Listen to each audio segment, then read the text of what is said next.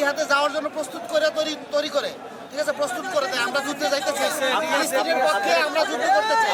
কোথায় থেকে এখানে এসেছেন? আমরা গাজীপুর থেকে আসছি এখানে। আপনারা কিভাবে এসেছেন? এই যে গাজীপুর অনেক দূর, সেখান থেকে এখানে এসেছেন কিসের টানে? আমরা এখানে আসছি আসলে মুসলমানের টানে। এইভাবে গণহত্যা, শিশু বাচ্চা মেরে ফেলতেছে, আমাদের সহ্য হইতেছে না। আমরা মুসলমান, ঠিক আছে, আমরা ইহুদিদের বিরুদ্ধে যুদ্ধ করতে চাই। বাংলার যুবকেরা সবাই ইহুদিদের বিরুদ্ধে আমরা যুদ্ধ করতে চাই, ঠিক আছে।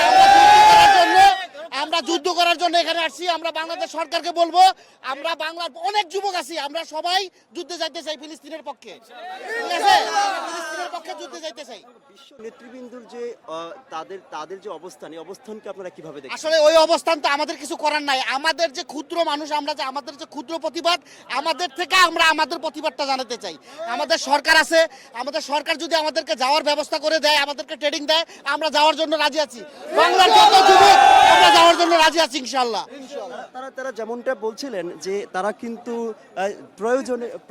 প্রয়োজনে যুদ্ধে যাওয়ার জন্য প্রস্তুত রয়েছেন।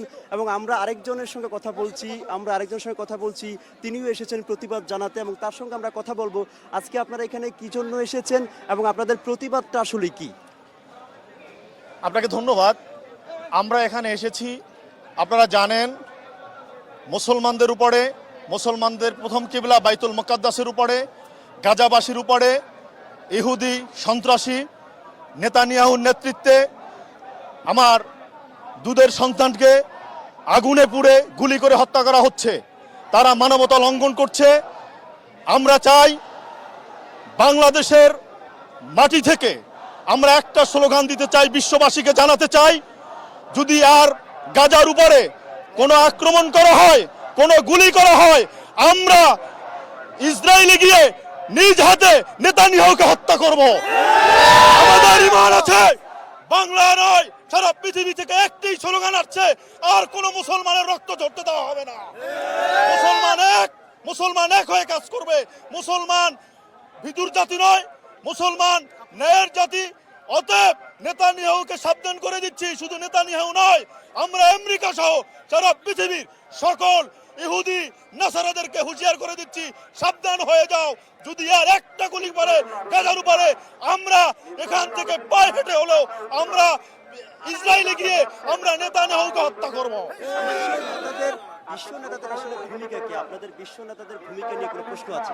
এখানে আমরা দেখতে পাচ্ছি বিশ্ব যে নেতারা রয়েছে, বিশেষ করে ইসলামিক নেতারা, তারা এটার বিরুদ্ধে প্রতিবাদ করছে এবং ফিলিস্তিনি গাজার মুসলমানদের পক্ষে তারা মাঠে নেমেছেন।